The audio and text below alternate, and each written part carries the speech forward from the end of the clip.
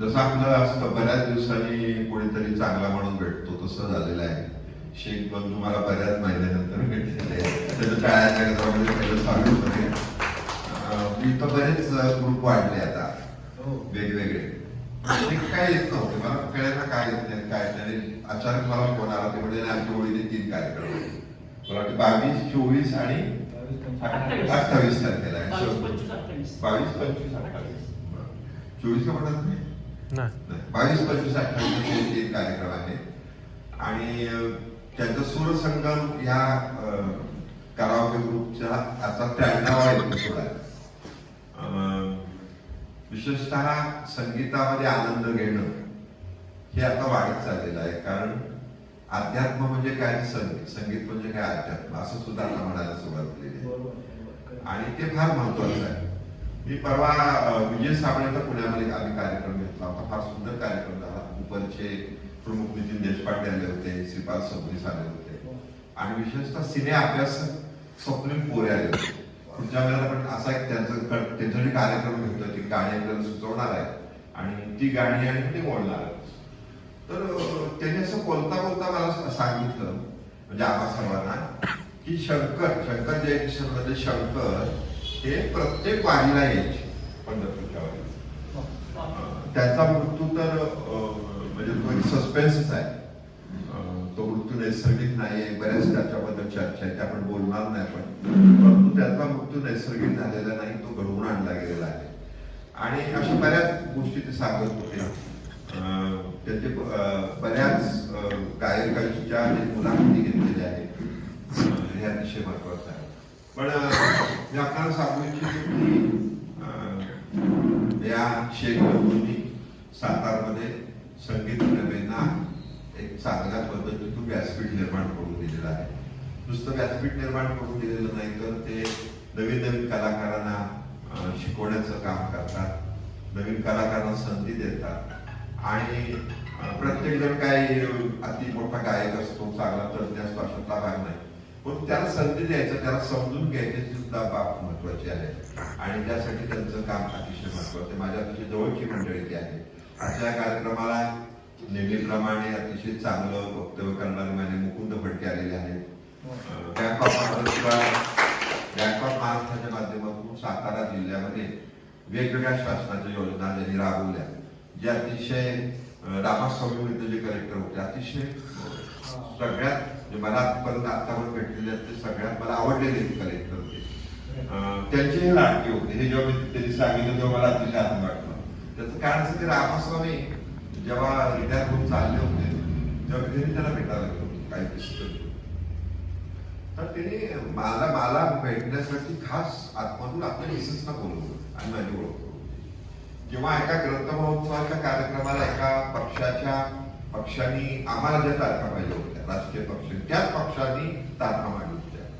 त्याच्यामध्ये एक महिला त्यातल्या पदाधिकारी होत्या, मी नाव नाही सांगत. आणि मग मोठी पंचायत झाली आमची. तर तिथं हटून बसले सगळे त्या पक्षाचे पालकमंत्री, ते सगळी ती मंडळी. रामास्वामींनी त्या ग्राउंडचे 2 भाग केले आणि एक भाग आम्हाला दिला, एक भाग त्यांना दिला. एक दिवस कार्यक्रम केला की गेले देऊन, परंतु आम्हाला त्यांनी कुठेही डिस्टर्ब होऊन दिला. एवढ्या मोठ्या राजकीय जे म्हणतो जे लोक आहेत त्यांची सुद्धा त्यांनी माहिती दिली. तर ही चांगली माणसं असतात तशी म्हणते. हे मुद्दाम काय सांगितलं, चांगली माणसंच काही समाजामध्ये चांगलं घडवून आणत असतात, मदत करत असतात. आज हा या ठिकाणी मुकेश यांची आज मला वाटतंय मुकेश यांचा जयंती दिवस आहे. त्यांच्या जयंती दिवशी कार्यक्रम होतोय, जी अतिशय आनंदाची बाब आहे. पुन्हा एकदा मी या ठिकाणी सर्वांचं स्वागत करतो आणि माननीय मुकुंद फडकेला विनंती करतो की आपण या ठिकाणी. नमस्कार. आता शिरीषराव म्हणले त्याप्रमाणे खरोखर शेख बंधूंच्या कार्यक्रमाला 3-4 महिन्यापूर्वी झाला इथं, बरोबर आहे. आता ते नर्वस 90 मध्ये आहे, 93. ते सचिन तेंडुलकरला पण नर्वस 90 मध्ये आल्यावर भीती वाटणार नाही. ते आत्मविश्वासाने सगळे कार्यक्रम सादर करतात. त्यामुळे लवकरच तुम्ही शब्द सादर कराल आणि त्यावेळी आम्ही सगळे असून ते पाय वाजवायला ते निश्चित. आज मुकेश यांचं जयंती असल्यावर एक मुकेश फक्त आठवण सांगतो, कारण सध्या माझ्याकडे काम आहे त्याच्यामध्ये मी काही संशोधन करतोय. त्याच्यामध्ये मुकेशची एक चांगली आठवण मिळाली मला. की फेमस स्टुडिओमध्ये आशा भोसले आणि मुकेश रेकॉर्डिंगसाठी गेले होते. आणि फेमस स्टुडिओमध्ये काय गंमत होती, तिथे एकीकडे चित्रीकरणाचा सेट पण लावलेला असायचा आणि एकीकडे रेकॉर्डिंग पण व्हायचं त्या एकाच स्टुडिओमध्ये. तर तेव्हा सगळीकडे खाली माती होती आणि मंगेशकर, आशा भोसले पण होता, मंगेशकर भगिनी तेव्हाच्या सगळ्या पांढरे कपडे घालायच्या. त्यांचा पहिल्यापासून सगळी आमची कपडे पांढरी साडी होती. तर आशा भोसलेंच्या मनात आलं आता खाली बसायचं कसं, कारण सगळी साडी काळी व्हील आणि हे व्हील सगळी माती होती खाली. तर मुकेशचे पण कपडे पांढरे होते, पण ते पटकन खाली मांडी घालून बसले आणि आशाला म्हणले आशा तू पण बस, कारण आपल्या सगळ्यांना एक दिवस मातीतच जायचंय, ती माती अंगाला लागली तरी फारसं काही आदत पडत नाही. आणि ते ऐकून आशा बसले, त्या पण खाली बसल्या. म्हणजे मुकेश 53-54 वर्ष फक्त वयाचे जगले, 52-53 वर्ष जगले. पण त्यांनी त्यांच्या गाण्यातून सुद्धा एक प्रकारची फिलॉसॉफी सांगितली आणि प्रत्यक्ष जगण्यात सुद्धा फिलॉसॉफी होती. ठीक आहे, मागे एकदा मुकेश मी इथे बोललो तर माहिती आपल्याला की ते थोडं त्यांना पिण्याचं व्यसन असल्यामुळे त्यांचं लवकर निधन झालं. अनेक वेळा पहिलं जेव्हा गाणं मिळालं तेव्हा त्याला खरंच आपल्याला मिळालं की माहित नाही, ते कुठे बारमध्ये होते आणि त्याला शोधून आणावं लागलं. हे पण घटना आपल्याला सगळ्यांना माहिती आहे. पण मुकेशनं जी मोठी गाणी दिली त्याची फिलॉसॉफी आपल्याला सांगितली. आशा भोसलेचा उल्लेख झाला. गेल्या 2-3 महिन्याच्या कालावधीमध्ये आपण आशा भोसलेला गमावलं, सुमन कल्याणपूर यांना गमावलं. त्यानिमित्तानं सांगतोय की आज रात्री सोनी मराठीवर जो मराठी हास्य जत्रा कार्यक्रम असतो, महाराष्ट्राची हास्य जत्रा, त्याच्यामध्ये सुमन कल्याणपूर यांना श्रद्धांजली वाहण्यात येणार आहे. ज्यांना शक्य आहे त्याने ती बघावी. की हास्याच्या माध्यमातून सुमन कल्याणपूर यांचं समीर चौगले आणि त्याची जी टीम आहे एक स्किट सादर करणार आहे. प्रत्यक्ष आवश्यक ज्यांना वेळ असेल त्यांनी निश्चित बघावं आणि वेगळ्या प्रकारचा कार्यक्रम तो असणार आहे. त्यामुळे आशा भोसले मी सांगत होतो की ही बंडखोर बाई होती, त्यानिमित्तानं किती बंड केलं पाहिजे, म्हणजे गाण्यामध्ये पण बंड केलं, वागण्यामध्ये पण बंड केलं. वयाच्या 13व्या वर्षी जेव्हा ज्या काळात ती होती, म्हणजे 33 साल जन्म असेल, 46 सालची गोष्ट आहे, महिलांनी केस कापणं ही तेव्हा पापच असायचं, महिलांनी केस कापायचेच नाही. पण तेव्हा तिने हट्ट करून आशा बसली, तेव्हा कसे केस कापले असतील बघा. कारण महिलांचे केस आता ब्युटी पार्लर जागोजागी, पावला ब्युटी पार्लर आहे, त्या ब्युटी पार्लर विषयच नव्हता. एका ख्रिश्चन माणसाचं पुरुषांचं हेअर सलून होतं, त्या हेअर सलून मध्ये जाऊन आशा भोसलेंनी केस कापून घेतले वयाच्या 13व्या वर्षी. आणि आल्यावर भाई मंगेशकरांचा प्रचंड मार पण खाल्ला, हे त्यांनी एका मुलाखतीतच सांगितलं होतं. त्यामुळे हे जे बंड त्यांच्या वागण्यात होतं ते त्यांच्या गाण्यात पण आलं. त्यामुळेच जे नंतर गाणी आली बर्मनच्या ह्याच्यामध्ये तिसरी मंदिर मधले असेल, हम किसी कमरे मधले, कारवा मधले आहेत, ते बंडातच आपल्याला दिसते. आणि ह्याच बाईनं इजाजत मध्ये बेराकुस सामान पण म्हटलेलं आहे. आणि याच्यातलं उमराव जान मधली सुद्धा गाणी म्हटलेली आहे. म्हणजे एकाच बाईकडे किती अष्टपैलू असावे, अष्टपैलू हे फक्त एक विशेषण आहे, या बाईकडे शतपैलू होते आणि किती प्रकारची गाणी गावी ते त्यांनीच फक्त जाणून घ्यावं. आज आशा भोसले, सुमन कल्याणपूर आणि आजचे मुकेश या तिघाही महान गायकांना मी श्रद्धांजली वाहतो आणि थांबतो. धन्यवाद. मला माहित आहे का नाही मला माहित नाही, पण हृदयनाथ मंगेशकर यांचा जन्म झाल्यानंतर त्यांचा जन्मोत्सव 8 दिवस चालला होता सांगलीमध्ये. जेवणावळी उठत होत्या आणि त्याच मंगेशकरांच्या घरी दीनानाथ मंगेशकर गेल्यानंतर जेवणाची पंचायत झाली होती. जेवण मिळत नव्हतं आणि अतिशय हाल होते. लता मंगेशकरने तर प्रचंड कष्ट घेतले. तर त्यातलं हृदयनाथ मंगेशकरनी आमच्याशी बोलताना एक उदाहरण सांगितलं की त्यांना वाचायला पुस्तकच मिळायची नाही ना घरामध्ये, वाचनाला काय करायचं. मग माई मंगेशकर काय करायच्या, घरातच जी पुस्तकं होती, म्हणजे राम गणेश गडकरींची एकच प्याला होतं किंवा अशी जी पुस्तकं होती ती सगळी पुस्तकं त्यांना वाचायला द्यायची.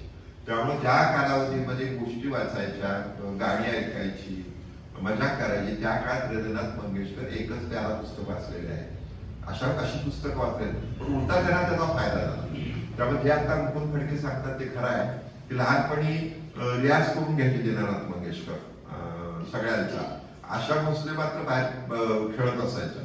मग त्या दोघांची चर्चा चालायची. तेव्हा दीनानाथ मंगेशकर म्हटले की नाही, ही खेळकर मुलगी आहे, ही पुढच्या कालावधीमध्ये आपलं खानदान जी याच मधलं आहे ती नक्की गाजवणार त्याच्यामध्ये, असं त्यांनी त्याला सांगितलं होतं. म्हणजे खेळकर गाणीच राहील. खरंच तसं झालं. तेव्हा आपल्याला माहिती पाहिजे की शाहू महाराजांकडे दीनानाथ मंगेशकर गेले की मैफिल असायची, पण ती त्यांच्या पद्धतीत नसायची. म्हणजे ती त्यांचं सुद्धा ऐकायची नाही. त्यांना वाटतं तर गाणं नाही तर नाही गाणार, इतकं त्यांचं एक वेगळे पण होतं. त्यामुळे आपल्याला मंगेशकर कुटुंबियाबद्दल अतिशय आस्था आशा भोसले जाणं हे जेवढं दुःखदायक आहे तेवढंच आपल्याला माहिती असलं पाहिजे की 1994 साली आशा भोसले रजनी घेतली होती सातारा आणि ती अभिषेकराजे भोसले यांच्या 50व्या वाढदिवसानिमित्त घेतली होती. शानबाग ग्राउंडवर मध्ये झालेली होती आणि त्यांना त्यावेळेला पडसं झालं होतं, जे डोकं दुखत होतं आणि डोकं त्याचं कोण दाबत असेल, कुणी दाबत असेल त्यावेळेला हाशमबाई तांबोळी, तुम्हाला माहिती असते. हाशमबाई तांबोळी, कारण ते त्याच्यामध्ये हे होतं ना, ते त्यातले गुण असायचे त्यांचा, तर त्यांनी त्यांचं डोकं दाबलेलं आहे त्यावेळेला. त्यामुळे ह्या आठवणी आहेत. म्हणजे मला वाटतं की माझ्या आयुष्यामध्ये अशी माणसं येऊन गेली, म्हणजे त्याचा मी सत्कार केला आईसाहेबांच्या असतील आणि बरोबर त्याचे फोटो आता नाही त्याचा पेपरमध्ये उडकले पाहिजे. परंतु आशा भोसले यांच्याबरोबर बराचशे गप्पा मारणं सगळं झालं. रंगनाथ मंगेशकर त्यांचं जो साहित्य संमेलनाला जेव्हा ते आले होते तेव्हा ते मी बरोबरच असायचो. रंगनाथ मंगेशकरांनी बरेच कार्यक्रम केले, भीमसेन जोशी असतील. असं ज्यावेळेला मला सांगायचा मुद्दा एवढाच आहे, ज्यावेळेला मला संगीताबद्दल कळत नव्हतं त्यावेळेला माझी एक इच्छा असते. आता जेवढं मला संगीताची आवड आहे तेव्हा जर असते तर मला किती बरं वाटतं, म्हणजे किती त्याचा मी उपयोग करून घेतला असं मला वाटतं. पुन्हा एकदा मी सर्वांना शुभेच्छा देतो. नानल सर्वांना विनंती करतो आपण एक 2 मिनिटं. हृदयनाथ मंगेशकरांचं शिरीषरावांनी सांगितलं, त्याच्या पुढचं सांगितलं. हृदयनाथ मंगेशकरांचा पहिला वाढदिवस साताऱ्यात साजरा झाला होता. जेव्हा दीनानाथ मंगेशकरांची नाट्य मंडळी साताऱ्यात आली होती तेव्हा 200 लोकांना तिने जेवायला घातलं. तेव्हा परिस्थिती चांगली होती आणि तुळजाराम मोदींनी खास पेढे करून सगळ्यांना तेव्हा दिली. मान्यवर व्यासपीठ आणि रसूक बंधू भगिनी, की माझा थोडा अंदाज चुकला की मी चिटणीस सरांना फोन केला की एवढा पाऊस आहे तर कार्यक्रम आहे का नाही, तर माझा अंदाज चुकला की एवढी सगळे रसिक प्रेक्षक इथे उपस्थित आहेत आणि खूप छान वाटतंय. तर मी हिंदी जुन्या गाण्याकडे एक अभ्यास म्हणून बघतो. तर अभ्यास म्हणजे कसा की निरनिराळ्या रागांची कॉम्बिनेशन मध्ये कोणाकोणाची गाणी आहेत आणि कोणाकोणाची गीतकारांची कोणाकोणाची गाणी आहेत. तर सध्या मी गुलजार आणि आर डी बर्मन यांच्या कॉम्बिनेशन मध्ये गाणी बघतोय. तर मेरे अपनेमध्ये तुम्हाला कोई बीता ते गाणं आठवत असेल, किंवा परिचयमधलं बीतेला बीताई, किंवा मुसाफिरी यारो खमाजेला गाणं आहे, किंवा आंधीमधलं इसम मोडसे आहे. तर अशी अनेक गाणी आहेत. तर गुलजारांचे शब्द आणि आर डी बर्मनचं संगीत ह्याच्यातल्या गाण्यावर सध्या लिहिण्याचं मला चालू आहे. आता मध्ये मी भैरवी रागाचा अभ्यास करत होतो. तर भैरवी रागामध्ये हिंदी गाणी कोणती कोणती आहेत, तर माझ्या असं लक्षात आलं की शंकर जयकिशनी भैरवीचे मास्टर होते, दादा होते. आणि भैरवीचा अभ्यास करताना सुद्धा एकच गाणं 2 लोकांनी कुठलं गायले, तर मला ते कुदरत मधलं गाणं सगळं मला आठवलं. आणि किशोर कुमार आणि परवीन सुलतान, वास्तविक परवीन सुलतान या शास्त्रीय गायिका. आणि जर तुम्ही त्या गाण्याचा अभ्यास केला तर परवीन सुलतानाने ते गाणं शास्त्रीय बैठकीच्या अंगाने गायलेलं आहे आणि किशोर कुमारच्या आवाजात ते अर्थच आहे, म्हणजे प्रियकर प्रेयसीची भेट नसल्यामुळे. तर मला असं वाटतं की इथे आता सर आहे, तर तुम्ही असा एखादा कॉम्बिनेशन रागावरचा कार्यक्रम. आणखीन एक मला गाण्याचा उल्लेख करावा असं वाटतो की ए आर रहमान लगानपासून ते आले, लगानच्या आधीपासून सुद्धा आले. तर खूप जुना 1 2 का 4 म्हणून एक सिनेमा आला होता शाहरुख खान आणि जुई चावलाचा, आणि त्याच्यामध्ये एक सुंदर गाणं आहे, खामोशी या गुनगुनाने लगी तन्हाई या मुस्कुराने लगी. तर हे गाणं भैरवी रागावर आले आणि ते गाणं सिनेमाच्या मध्ये आहे. तर मला असा प्रश्न पडला की मग हे भैरवी रागात का घेतलं असावं रेहमाननी. खूप अप्रतिम गाणं आहे आणि शाहरुख सुद्धा त्यावेळेला नवीन होता, म्हणजे कोवळा दिसतो आणि जुई चावला सुद्धा. तर असा जर आपण थोडा अभ्यास केला तर आपल्याला या आनंदात भर पडते. आणखीन एक मला रसिक प्रेक्षकांना अशी सजेशन करायचे की मी जी गाणी ऐकतो ती ऑडिओ ऐकतो. कारण युट्यूबला आपण बघायला गेलो, समजा सजन झुंड मत बोलून गाणं असेल तर तो बैलगाडी बसलेला राष्ट्रपती बैलगाडी, त्यांच्या अभिनयामध्ये आपण मुकेशच्या आवाजाकडे दुर्लक्ष होतं. तर अशी गाणी आपण ऑडिओवर ऐकू. या मुकेशजींचा जन्मदिवस आहे, एक मोठा गायक, म्हणजे सुरुवातीला त्यांना म्हणायचे की सैगलवर त्यांची सैगलची छाप आहे म्हणून, पण नंतर त्यांनी स्वतःचं साम्राज्य उभं केलं. म्हणजे अनेक वेळेला ते दोस्त दोस्त राहा मला संगम सिनेमात त्या गाण्याची आठवण होती. तर असं आपण सगळ्यांनी या गाण्यांचा अभ्यास करूया, त्याच्यात एक वेगळा आनंद घेऊया. आणि मला चिटणीस साहेबांचं एक काय कौतुक करावं असं वाटतं, म्हणजे संस्कृतमध्ये सुभाषित आहे, योजकस्य तत्र दुर्लभा. तर योजक लागतो, म्हणजे कायम केव्हाही त्यांच्या याच्यात म्हटलं तर गाण्याचे कार्यक्रम असेल तर आम्ही कधी कधीच येतो. तर त्यांच्यामुळे या संगीत वाटचालीला सातारच्या म्हणजे मोठं बळ मिळालेलं आहे. तर त्यांचंही मी कौतुक करतो, अभिनंदन करतो. आणि ही सगळी जी मंडळी इथे बसलेली आहेत रसिक प्रेक्षक, एवढ्या पावसात ते आलेले आहेत, त्यांचं पुन्हा एकदा स्वागत करतो. मला इथे चिटणीस सरांनी आणि शेख सरांनी बोलायला होते, त्यांना धन्यवाद देतो.